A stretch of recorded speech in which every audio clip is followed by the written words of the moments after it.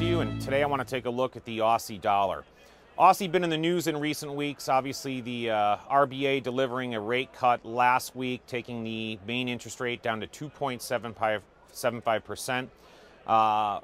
Royal Bank of Australia citing inflation levels below target levels and sluggish growth. So kind of the same story we're seeing here and a lot of other places right now as well. In addition, rumors of George Soros getting short this currency have been kind of circulating. How much of an effect that's had on price action thus far, I don't think it's had much of any, but certainly some useful information and something to keep in mind. But most importantly, looking at the charts, the daily trend on the Aussie now is clearly down. Weekly is starting to kind of roll over here. So I think on the longer term time frames, we're going to start to see lower price action as well here. So Aussie has traded in a range for the better part of the last year from 101.25 to about the 106 area, just short of the 106 area. So we're looking at a pretty good breakout here if we get it to the downside. And there's a couple different ways to play this. Obviously, with the trend down, we think that the Aussie is a good candidate to look to get short on rallies here.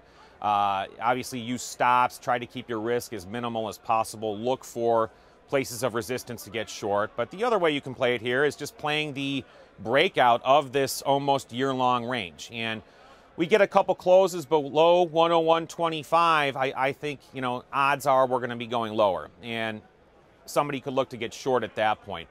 We have an initial price target then of 98.5 with a secondary target of 95.25, somewhere in that area. And that would represent the trading range width that we have seen for the last year. So we're going to use that as a target.